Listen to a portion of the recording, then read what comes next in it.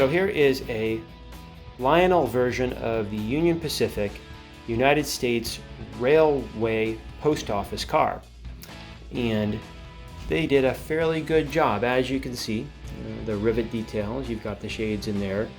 And you've got the hook on the side, which allows you to grab the mail as you come by at high speeds. And there's another one on the other side.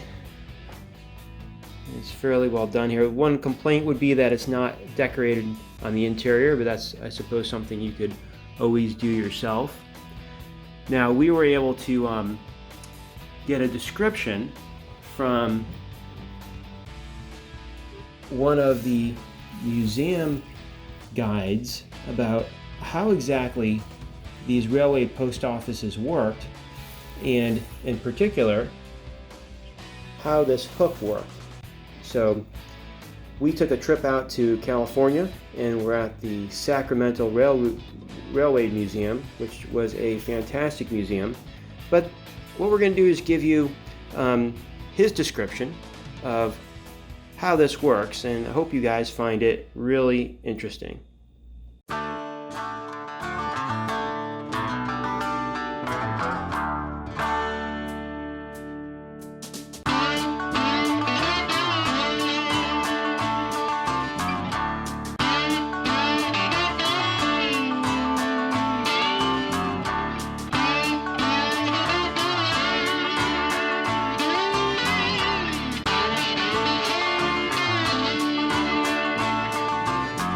Part of the mail in this part of the bag. They put the belt around the waist and then balance the load off by putting the remainder of the mail in this part.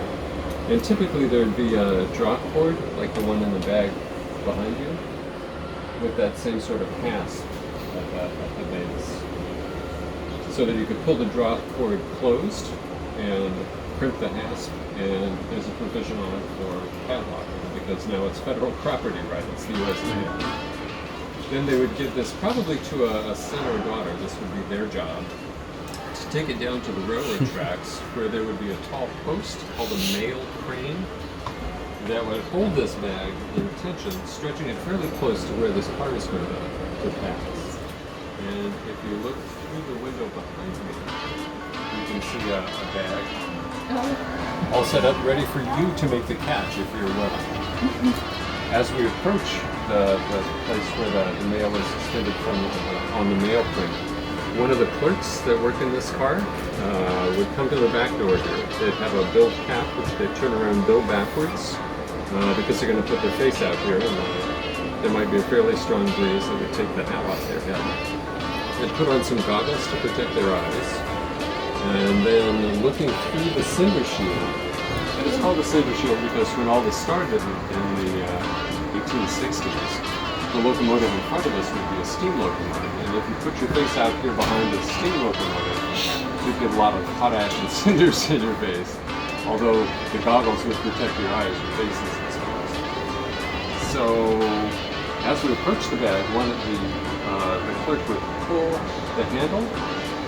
I do this all the time. Would you like to do this? Me? Yeah. Yes, Yeah. thank you. You bet. So do I just pull this back? You just pull it back. And as she does that, at least the people over here can see that it extends the tip of the hook. You can see the tip of the hook around the center belt of the bag. The motion of the train will draw the hook through the bag, pulling it off of the springs that are top and bottom.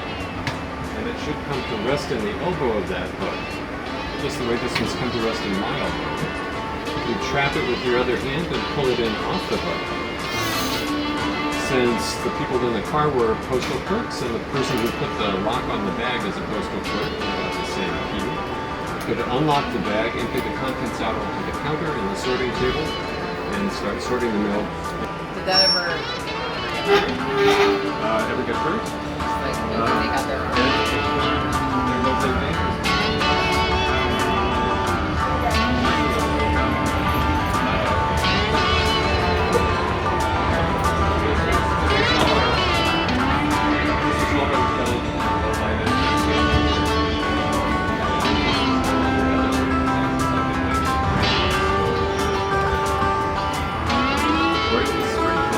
What do you think? This is fun to do. It must have been a fun job.